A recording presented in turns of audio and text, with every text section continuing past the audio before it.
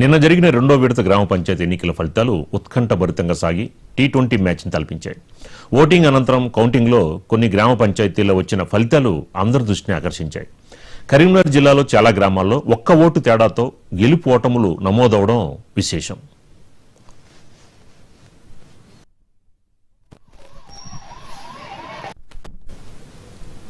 ముఖ్యంగా కరీంనగర్ జిల్లా అంబాలపూర్ గ్రామ సర్పంచ్ ఎన్నిక రసవత్తరంగా మారింది. కాంగ్రెస్ అభ్యర్థి వడ్లకొండ వెంకటేష్ తన ప్రత్యర్థి మల్లేశంపై కేవలం ఒక్క ఓటు తేడాతో విజయం సాధించాడు. ఒక్క ఓటు మెజార్టీ రావడంతో అధికారులు మరోసారి రీకౌంటింగ్ చేసి వెంకటేష్ గెలుపొందినట్లు ప్రకటించారు. అదేవిధంగా తెమ్మాపూర్ మండలం మహాత్మానగర్ గ్రామ పంచాయతీలో బీఆర్ఎస్ అభ్యర్థి పొన్నాల సంపత్ సైతం కాంగ్రెస్ మద్దతుదారుడు ఏకానందంపై ఒక్క ఓటు తేడాతో గెలుపొందాడు. ఇదే మండలంలోని ముంజంపల్లి గ్రామంలో రవీంద్రాచారి కూడా ప్రత్యర్థి లింగయ్యపై ఒక్క ఓటు తేడాతో విజయాన్ని అందుకున్నారు. ముంజంపల్లి గ్రామ ప్రజలు నన్ను ఆదరించి అభిమానించి నేను చేసిన పనులు గుర్తించి ఎంత కష్టమైన నాకు ఒక్కొక్క ఓటు వేసి ఒక్క ఓటుతో గెలిపించినందుకు వారికి శిరస్సు వంచి పాదాభివందనాలు తెలియజేస్తున్నా. వాళ్ళకు నేను రుణపడి ఉన్నా.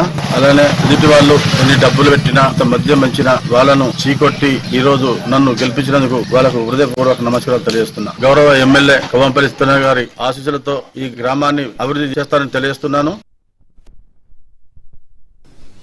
ఇంకా కొత్తపల్లి గ్రామంలో శోభారాణి 2 ఓట్ల తేడాతో, పోలంపల్లిలో లావణ్య 3 ఓట్ల తేడాతో, బాలయ్యపల్లిలో శ్రీనివాస్ 3 ఓట్ల తేడాతో గెలుపొందారు. ఈ స్వల్ప తేడాల విజయాలతో వెంకటేష్ ఇతర అభ్యర్థులు వారి బంధువులు సంబరాలు చేసుకుంటున్నారు.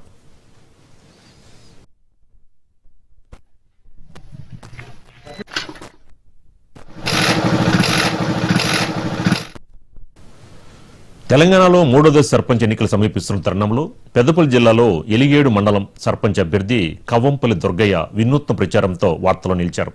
కాంగ్రెస్ 6 గ్యారెంటీ తరహాలో ఒక్క అవకాశం ఇవ్వాలని కోరుతూ తన హామీలు నెరవేర్చేందుకు ఏకంగా ₹100 బాండ్ పేపర్ని ప్రజలకు అందజేశారు. తానిచ్చిన మాట తప్పితే సర్పంచ్ పదవికి రాజీనామా చేస్తానని, ప్రజలు ఈ బాండ్ పేపర్తో కలెక్టర్కి ఫిర్యాదు చేయవచ్చని దుర్గయ్య తెలిపారు.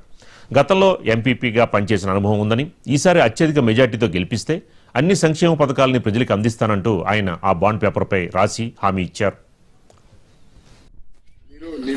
అంటే ఒకటి 5 సంవత్సరాల దాకా ఇంటి పన్ను మీరు కట్టుడు లేదు, ఇస్తా. రెండవది ఫ్రీగా ఇప్పిస్తానని నేను నమ్మకం తీసుకున్నాను. అదేవిధంగా ఇంకా 3వది ప్రతి ఇంటికి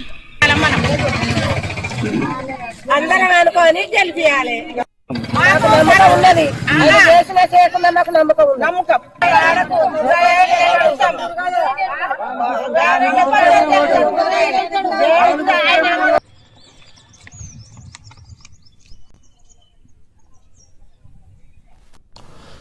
ఆదిలాబాద్ ఎమ్మెల్యే పాయల్ శంకర్ 2వ విడత సర్పంచ్ ఎన్నికల్లో గెలిచిన బీజేపీ సర్పంచ్ అభ్యర్థులను సత్కరించి అభినందించారు. సర్పంచ్ ఎన్నికల్లో కాంగ్రెస్ బీఆర్ఎస్ పార్టీలు కుమ్మకైనప్పటికీ ప్రజలు మాత్రం బీజేపీ బలపరిచిన అభ్యర్థులను గెలిపించారని ఆయన అన్నారు. గ్రామాల అభివృద్ధి కేంద్ర ప్రభుత్వ నిధులతోనే సాధ్యమవుతుందని ఆయన స్పష్టం చేశారు. ఆదిలాబాద్ నియోజకవర్గాన్ని అన్ని రంగాల్లో అభివృద్ధి చేయడమే తన ప్రధాన లక్ష్యమని పాయల్ శంకర్ ఈ సందర్భంగా పేర్కొన్నారు. నియోజకవర్గ సమగ్ర అభివృద్ధికి కట్టుబడి ఉన్నామని, అందుకు కేంద్రం నుంచి పూర్తి సహకారం ఉంటుందని ఆయన ధీమా వ్యక్తం చేశారు.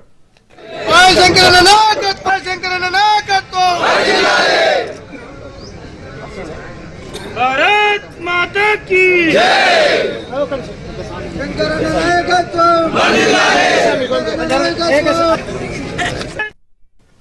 ఈరోజు సర్పంచ్ గా గెలిచిన తర్వాత ఎటువంటి తారతమ్యాలు లేకుండా, ఎటువంటి పక్షపాతం లేకుండా వాదళ్లలో ఉన్నటువంటి ప్రజానికానికి అండగా ఉండే విధంగా, ప్రజలకు భరోసా ఇచ్చే విధంగా, ప్రజలకు ఇచ్చినటువంటి వాగ్దానాలన్నింటినీ కూడా తీర్చే విధంగా ప్రతి ఒక్కరం కూడా కష్టపడదాం. అదే విధంగా ఈ రాష్ట్ర భారతీయ జనతా పార్టీ అధ్యక్షులు రామచంద్రరావు గారి సహకారంతో, పెద్దలు కేంద్ర మంత్రివర్యులు కిషన్ రెడ్డి గారు, బండి సంజయ్ గారి సహకారంతో కేంద్రం నుండి ప్రత్యేకమైన నిధులు తీసుకొచ్చి ఈ గ్రామాలను అభివృద్ధి చేసేటటువంటి ప్రయత్నం చేస్తాం. దేశ ప్రధానమంత్రి నరేంద్ర మోడీ గారు వెనుకబడ్డటువంటి ఆదిలాబాద్ ప్రాంతానికి ఎయిర్పోర్ట్ ఆ యొక్క నమ్మకాన్ని ఆదిలాబాద్ ప్రజలు వమ్ము చేయకుండా ఎయిర్పోర్ట్ ఇచ్చిన దానికి మొట్టమొదటి కానుకగా ఈ జిల్లాలో మెజార్టీ సర్పంచులను భారతీయ జనతా పార్టీ సర్పంచులను గెలిపించడం జరిగింది. ఈ జిల్లా ప్రజల తరపున దేశ ప్రధానమంత్రి నరేంద్ర మోడీ గారికి ప్రత్యేకంగా ధన్యవాదాలు. అదే విధంగా మీరు ఇచ్చినటువంటి స్ఫూర్తితో రేపు వచ్చేటటువంటి జడ్పీటీసీ, ఎంపీటీసీ, కౌన్సిలర్ల ఎన్నికల్లో కూడా ఇదే రకమైనటువంటి సహకారాన్ని ప్రజలంతా కూడా అందించాలని, ప్రతి ఒక్కరికి పేరు పేరున విజ్ఞప్తి చేస్తున్నా. మరో కనీసం 20 నుంచి 25 స్థానాలు 2 ఓట్లతో 3 ఓట్లతో 10 ఓట్లతో 5 ఓట్లతో ఓడిపోయినటువంటి స్థానాలు ఉన్నాయి.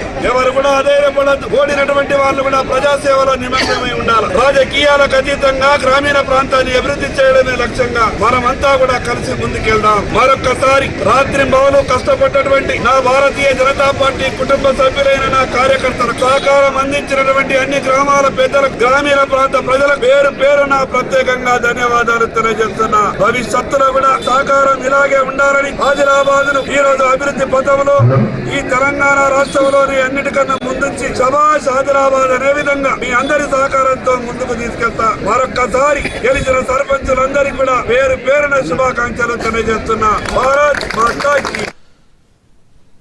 నిర్మల్ జిల్లా లోకేశ్వరం మండలంలోని బాగాపూర్ గ్రామ పంచాయతీ 2వ విడత ఎన్నికల ఫలితాలు రసవత్తంగా ముగిశాయి. హోరాహోరీగా సాగిన ఈ పంచాయతీ పోరులో ఇరువురు అభ్యర్థులకి సమానంగా ఓట్లు పోలయ్యాయి. బీటెక్ చదివిన యువతి ముత్యాల శ్రీవేదకు 180 ఓట్లు, ఆమె ప్రత్యర్థి హర్ష స్వాతికి సైతం 180 ఓట్లు వచ్చాయి. దీంతో విజేత నిర్ణయించడానికి అధికారులు పోలైన ఒకే ఒక్క పోస్టల్ బ్యాలెట్ ఓటును లెక్కించారు.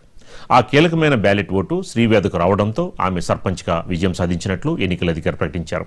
కేవలం ఒక్క ఓటు తేడాతోనే ఫలితం మారిపోయింది.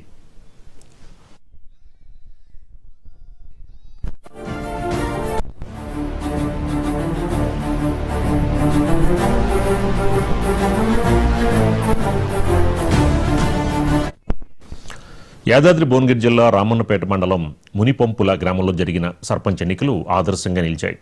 ఇక్కడ సిపిఎం పార్టీ నుంచి పోటీ చేసిన అభ్యర్థి బొడ్డుపల్లి వెంకటేష్ డబ్బులు, మద్యం పంపిణీ చేయకుండా నిజాయితీగా ఎన్నికల్లో పాల్గొన్నారు.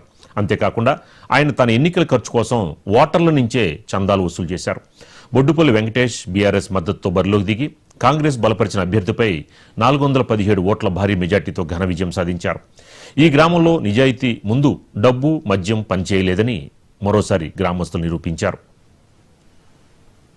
ఆ గెలుపులో కీలక భూమిక పోషించినటువంటి కామ్రేడ్స్ అందరికీ, ప్రత్యేకంగా బీఆర్ఎస్ సోదర పార్టీ మిత్రులందరికీ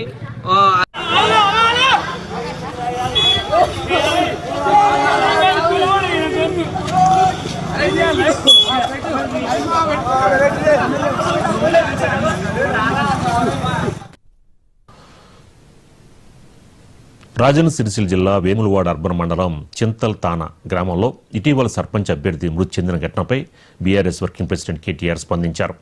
కేటీఆర్ స్వయంగా ఆ గ్రామానికి వెళ్లి మృతి చెందిన అభ్యర్థి కుటుంబ సభ్యుల్ని పరామర్శించారు. వారిని ఓదార్చి ధైర్యంగా ఉండాలని భరోసా ఇచ్చారు. ఈ కష్టకాలంలో పార్టీ తరపున వ్యక్తిగతంగా తాను వారికి అండగా ఉంటానని కేటీఆర్ హామీ ఇచ్చారు.